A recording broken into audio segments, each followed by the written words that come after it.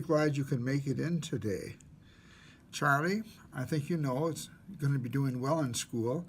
He qualified for special education services under the EBD setting. Now, I know you were hoping that he would be OHD, but I want to assure you that whichever setting he is, we are going to be able to help him, and we could give him services in special education. Now, I want to explain to you why he is not classified as OHD. Let me show you these documents. See, there's certain criteria that you have to have for each classification. With EBD, there's 3 different sections in home and school that Charlie has to qualify for in order to be under special education. Whereas with OHD, there's actually only 2 things that have to happen. Charlie would have to have a medical documentation dated within the last 12 months for his evaluation, and he would also have to have something to do with the health conditions that would affect his ability to learn here in school. I know you're worried about him being labeled as EBD, but you don't need to.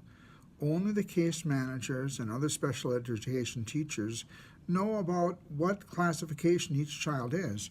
The teachers are not given that information.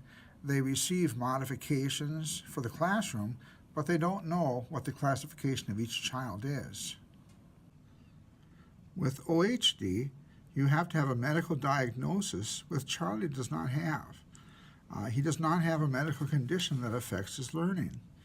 And I see that as a very good thing, because he doesn't need the medication, and he can learn to do well with an EBD diagnosis. Now, there's 3 different criteria you need for the EBD diagnosis.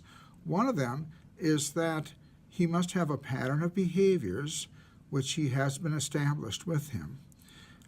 So he qualifies easily for Part A.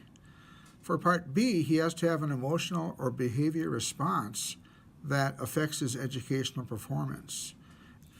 And finally, Part C, he has to have an impairment in some of his skills areas. He can cope with his modifications.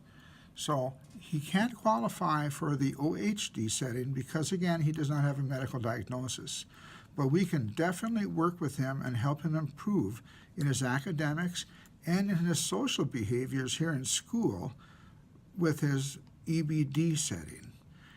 I really hope that you'll come back in and talk to me some more after we've got some of the different modifications in place, and you can tell me how it's working. Thanks a lot for coming in today.